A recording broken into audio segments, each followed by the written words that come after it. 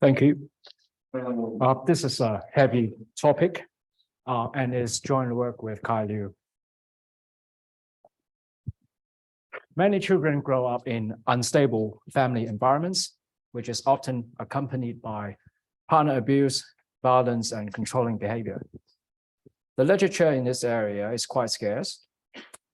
Household models for children usually assume stable families, and models of domestic violence and abuse do not incorporate children.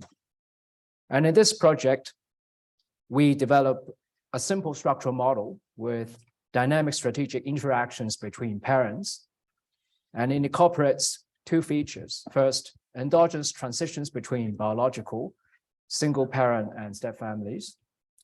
The second feature is that it incorporates partner abuse and coercive control.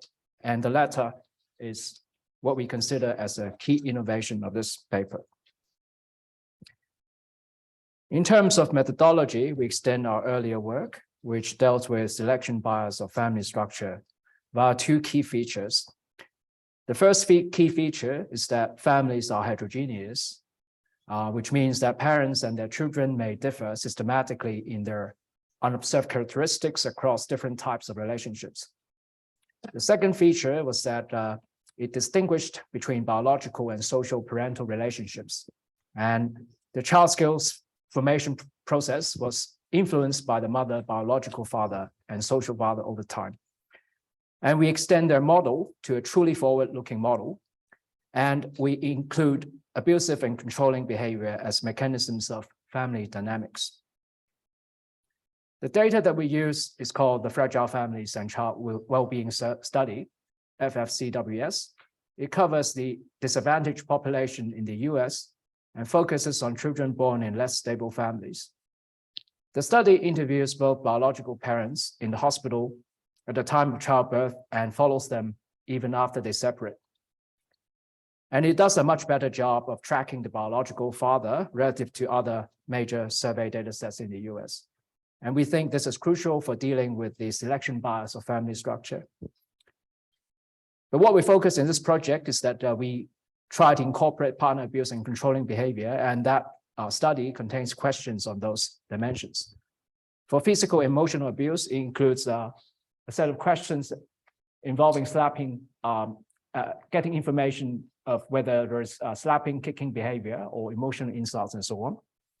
For controlling work, we use the question whether the male partner tries to prevent the female partner from going to work or school. Here's an overview of the model.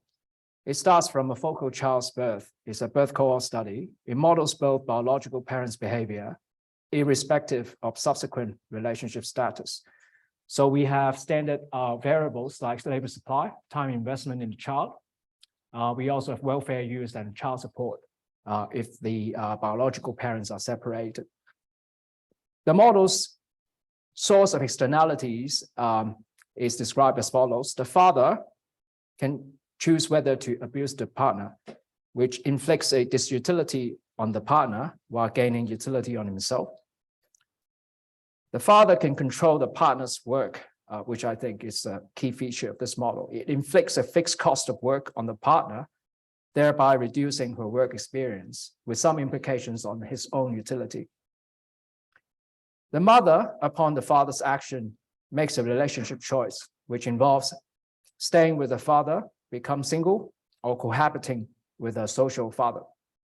And I think this is the key statement in this project. Unlike abuse, controlling behavior reduces the mother's post-separation opportunities and is arguably more strategic by nature.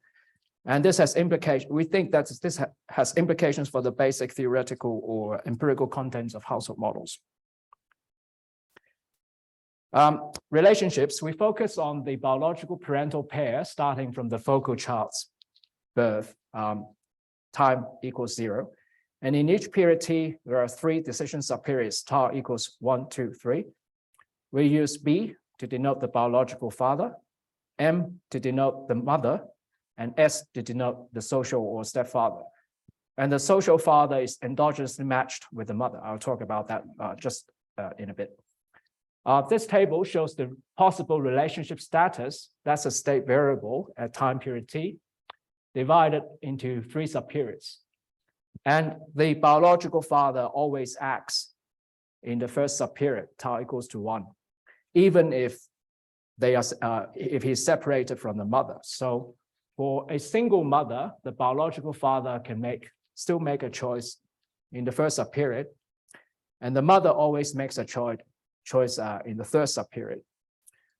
For an MB relationship, which I call as an intact biological family relationship, meaning that the biological father is cohabited with the mother, we have the same choices players in that period. And for the MS relationship, which is a step-family relationship, the biological father still makes a choice at time subperiod 1, followed by the stepfather and followed by the mother.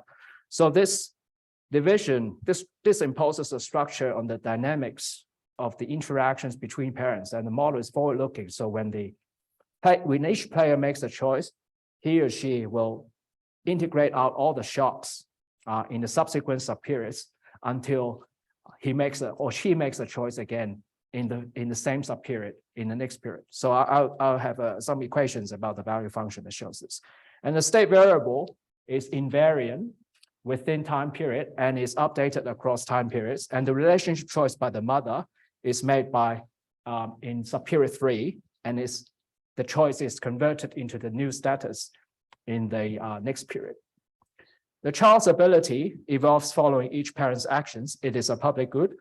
And when the child is born, there is a mu CJ, which captures the latent skill or latent ability of the child, which is naturally interpreted as the weighted function of both parents' biological parent skill endowments alongside other factors. We partially addressed this issue in an earlier paper, but we'll just follow this tradition in this project.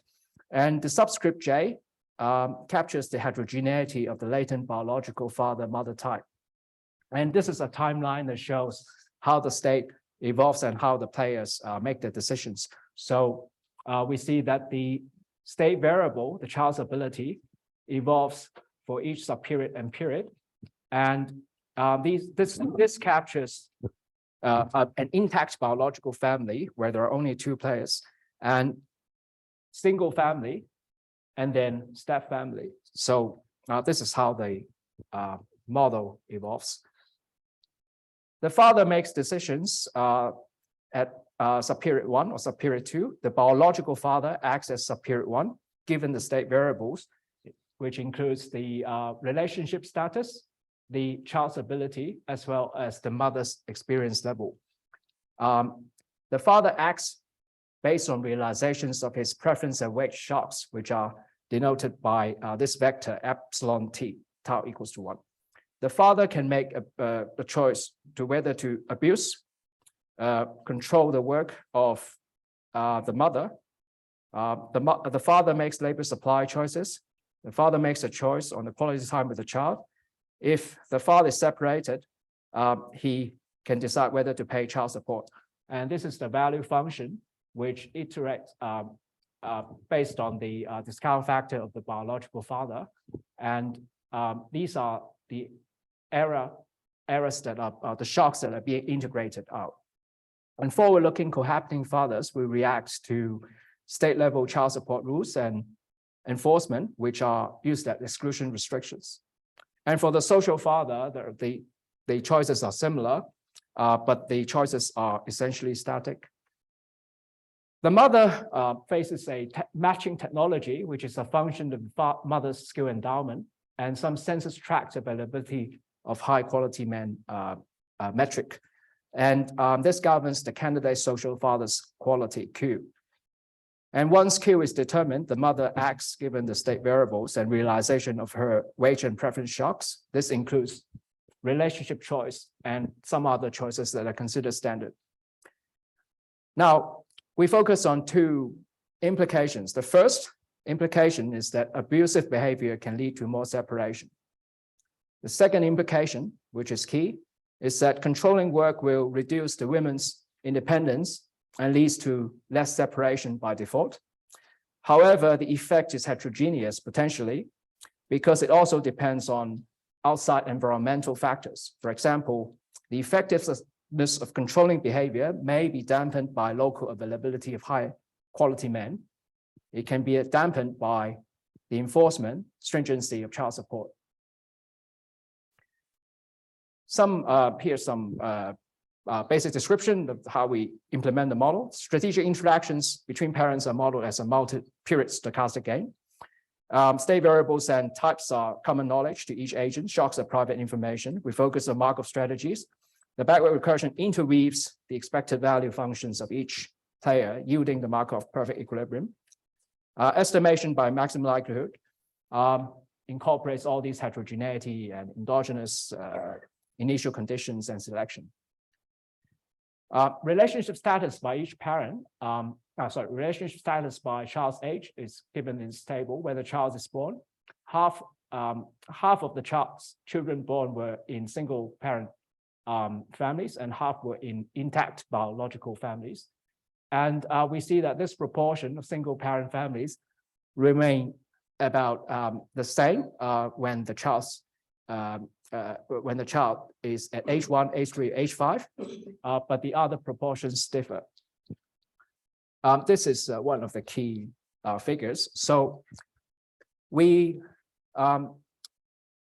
report the incidence of abusive and controlling behavior by the parents' latent skill endowment combination. And the latent skill endowment is recovered from this structural model. So you can view it as something that's more fundamental.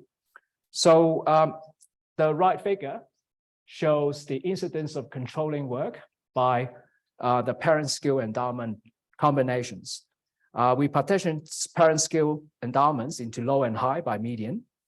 We find that controlling behavior is most common among high dad, low mom combinations. And it is least common among low dad, high mom combinations. And we don't see such a pattern if we consider abusive behavior as an outcome. And perhaps there's some strategic behavior from the dad's perspective in terms of abusive behavior, because you see that when for low dad, high mom pairs, the incidence of abuse is lower than low mom, low dad pairs. But these are just descriptive statistics. And this is the key regression table that I'd like to show you. It regresses separation on abusive and controlling behavior, conditional on the parents' latent skill combinations. So these are the control functions for the parents' latent skills. And in the first column, we see that abusive behavior is possibly associated with separation, conditional on parental skills. Controlling behavior has no such empirical association with separation.